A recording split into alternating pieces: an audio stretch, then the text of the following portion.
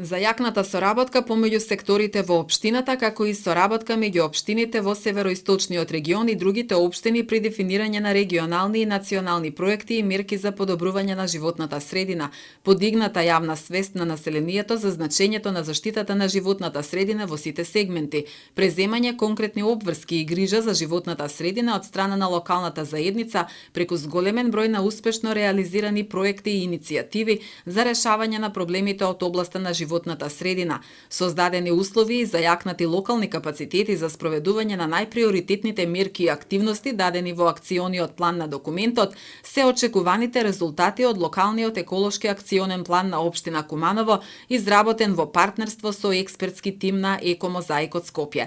ЛЕАП документот се однесува на 6 годишен период од 2022 до 2028 година, кој се очекува да биде усвоен од Советот на општината.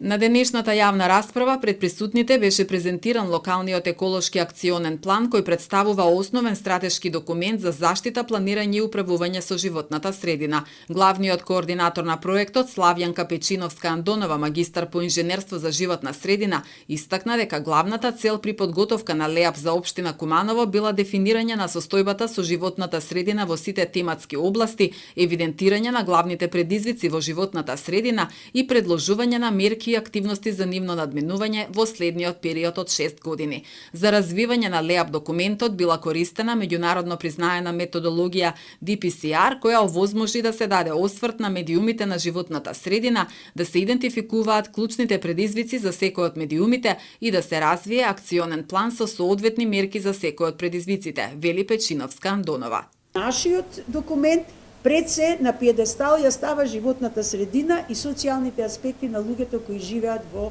општината. А самиот документ треба да обезбеди максимален диалог со жителите на општината, со локалните заедници, со невладините организации, цивилните организации, пред се владините институции и приватниот сектор. Исто така, многу е битно приватниот сектор да знае, вие да работите со приватниот сектор, да организирате форуми, тоа ви го имаме ставено во акциониот план, за да може и тие да ги разберат вашите очекувања од нивна страна. Најважно е кога работиме плански документ. Прво да видиме кои се движечки сили, значи кои се тие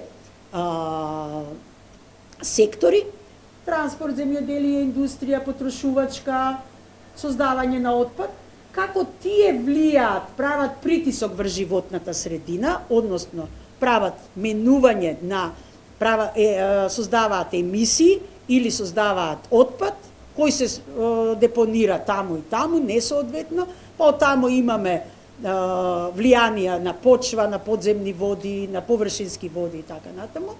ЛЕАП документот содржи поглавја со општи податоци за општината, описи и идентификација на сегашната состојба со медиумите и областите на животната средина и предизвици за секоја од тематските области, како и препораки за нивно решавање, анализа на мислењето на граѓаните во општината и предлог акционен план со мерки, активности и вклучени индикатори за следење на нивната реализација. Граѓаните на Куманово навистина беа заинтересирани да одговорат на прашалниците кои содржеа 30 прашања поврзани со животната средина, посочи Јана Ангеловска, дипломиран инженер за животна средина. Преку своите одговори над 100 кумановци на возраст од 40 до 65 години индиректно учествувале во подготовката на ЛЕАП документот. Според степенот на заганост за животната средина во општина Куманово се гледа дека граѓаните сметаат дека е висока загаденост и средна загаденост, но сепак над 60% смета дека е висока загаденост во општината. Според степенот на загаденост, воздухот е секако на прво место. Понатаму има и три најважни еколошки вредности на општина Куманово: обезбедување на квалитетен воздух и вода, чиста и зелена општина, како и здравјето на луѓето. Согласно идентификацијата, 5 најважни причини исто така се излистани, како низок степен на еколошка свест кај граѓаните, несоодветно урбанистичко и просторно планирање и така натака. Како што сите знаеме, во учеството на состојбите со квалитетот на воздух, најголем удел имаат деловните субјекти кои се активни на територија на општина Куманово и сообраќајот. Од сите деловни субјекти кои што се анализирани во катастарот, вкупно на број се 209 и поголемиот дел од нив се од производен карактер. Општината за ингеренциите кои што ги има на своја територија има издадено 482 елаборати за животна средина, има издадено 14 еколошки дозволи. Најголем дел од капацитетите индустријски се лоцирани во урбаната зона на општината.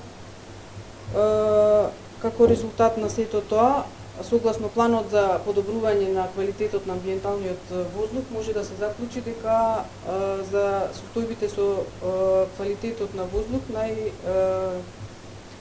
да кажеме големо учество имаат домаќинствата и сообраќајот. Домаќинствата со начините на загревање на домовите, се разбира. Подготвениот леап за општина Куманово е ставен на увид на веб страната на општина Куманово.